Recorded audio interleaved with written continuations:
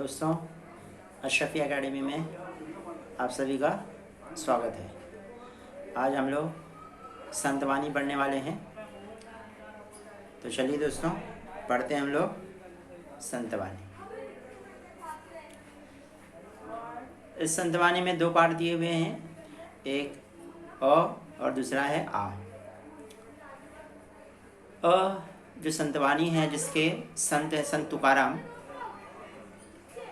जिसका नाम है भेटी लागी जीवा। भेटी लागी का मतलब होता है टू मीट, और जीवा जीवा का मतलब होता है माइंड, टू माई माइंड, है ना। तो पूरा मतलब ये हुआ भेटी लागी जीवा का, टू मीट विथ हार्टली, मैं तुझसे मिलना चाहता हूँ, इस तरह से हम लोग कह सकते हैं। अब संत तुकाराम जो है, जिसका नाम है तुकाराम कोलोबा, नहीं तुकाराम बोलोबा अम्बिले, जिसको मोरे भी कहा जाता है, व्यवहार आणि अध्यात्माची सुयोग्य सांगड घालणारे वारकरी संप्रदायातील संत कवी। व्यवहार और अध्यात्म दो अलग अलग चीज़ें हैं। व्यवहार होता है अपना जो रोज़मर्रा का जो डेली रूटीन है, और अध्यात्म होता है जो हमारा, जिसको हम लोग फेथ कहते हैं या फिर रिलीजियस कहते हैं। तो ये दोनों को सुयोग्य सांगड़ डालना। सुयोग्य सांगड़ डालना मतलब क्या करना, दोनों का कोऑर्डिनेशन करना। ऐसे कोऑर्डिनेशन करने वाले ये बहुत बड़े संत कवि हैं। दांभिकता, दैववाद, अहंकारी वृत्ती, दुराचार इत्यादींचा परखड समाचार त्याने आपल्या अभंगातून घेतला आहे। जिस ज़माने के समाज में दांभिकता थी, दैववाद था, अहंकार था, उसके बाद में दुराचार था, बैड मैनर्स, ये सारी जो बुराइयां थी, इस बुराइयों को उन्होंने जड़ से क्या किया है, ख़त्म करने की कोशिश अपने अभंगों से किया है।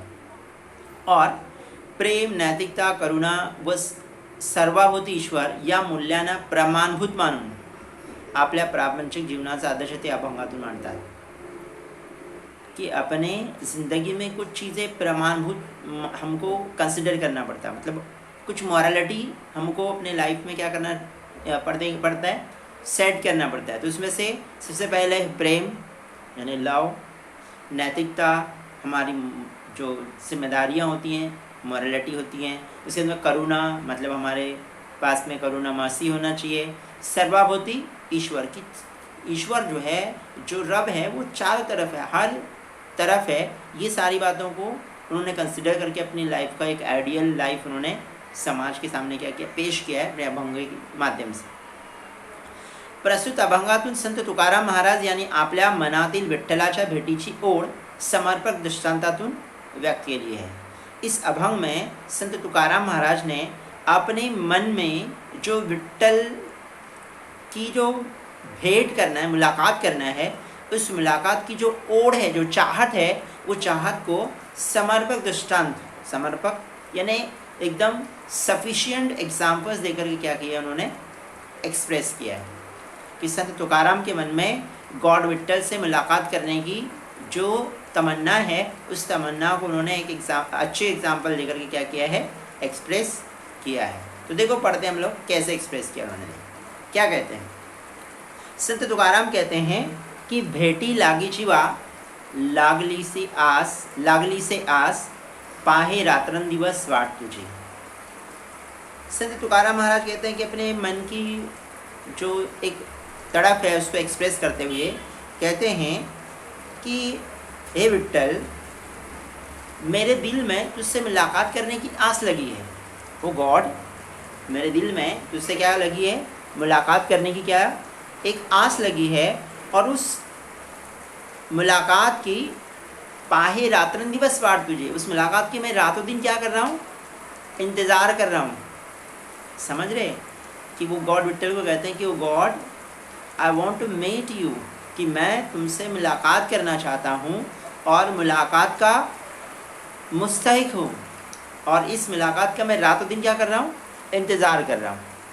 ठीक है, अब आगे देखो नेक्स्ट लाइन में, नेक्स्ट स्टांजा में क्या कह रहे हैं, पूर्णिमेसा क्या पूर्णिमेसा चंद्रमा चकोरा जीवन तैसे माझे मन वाट पाए। पूर्णिमा, पूर्णिमा मतलब जिसको हम लोग पूनम कहते हैं, फुल मूनलाइट डे, है ना, उसको पूनम कहते हैं। तो पूनम का जो चांद होता है ना, वो चांद बहुत ज़्यादा क्या करता है, रोशनी देता है, और उसी रोशनी को पी करके कहा जाता है कि चकोर नाम का एक पंछी है जो जीता है। तो संत तुकाराम कह रहे हैं कि पूनम का जो चांद होता है वो चांद चकोर के लिए ज़िंदगी होता है। तैसे मांझे मन वाट पाए, उसी तरह से मेरा मन क्या कर रहा है, वाट यानी वेट कर रहा है, इंतज़ार कर रहा है कि तू भी मुझे आकर के मुलाकात करेगा। ठीक है। दिवाळीच्या मुळा लेकी आसावली, पाहत से वाटोली पंढरीची। दिवाली, दिवाली द फेस्टिवल, अब मुड़ा यानी ओकेशन ऑफ, कि दिवाली के ओकेशन पे जो लड़कियां हैं ना, वो लड़कियां आसावली उम्मीद लगाती हैं कि उनके पेरेंट के घर से कोई आए और आकर के उनको क्या करे, अपने मैके लेके जाए। दिवाली ओकेशन पे, दिवाली के त्यौहार पे जो डॉटर होती हैं, जो लड़कियां होती हैं, वो लड़कियां इस उम्मीद में लगी होती हैं, इस इंतज़ार में रहती हैं कि उनके घर से, उनके पेरेंट के घर से कोई तो आएगा और उनको क्या करेगा, अपने मैके लेकर के जाएगा। उस तरह से पाहत से वाटोली पंढरीची, उस तरह से मैं भी वेटिंग कर रहा हूँ, मैं भी इंतज़ार कर रहा हूँ, किसका, पंढरी का, क्योंकि पंढरी में गॉड विट्ठल का मंदिर है, गॉड विट्ठल वहाँ रहते हैं या वहाँ उनका मंदिर है।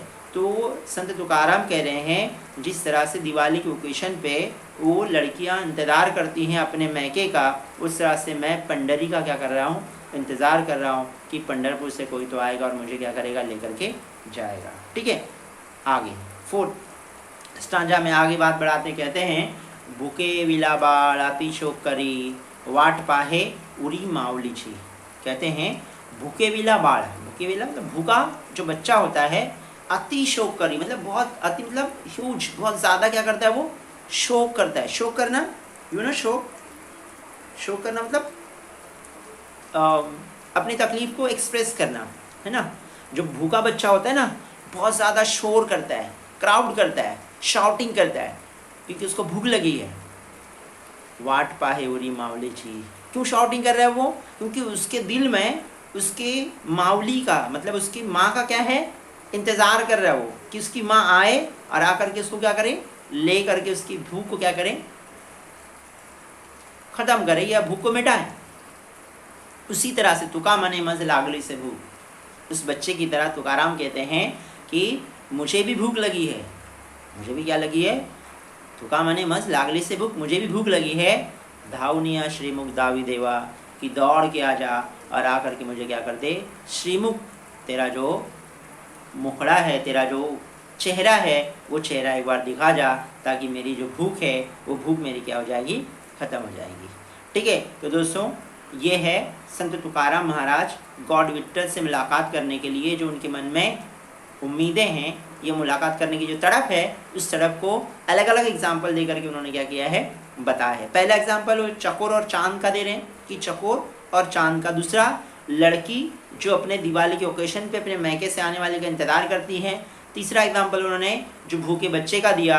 और ये तीनों एग्जाम्पल देकर के बता रहे हैं कि उनके मन में भी गॉड विट्ठल से मुलाकात करने की जो तमन्ना है वो कितनी शिद्दत की है और कितने ज़्यादा वो मुलाकात करने के मुस्तहिक हैं। इस तरह से ये पोएम में उन्होंने क्या किया है, अपनी बातों को, अपनी फीलिंग को एक्सप्रेस किया है।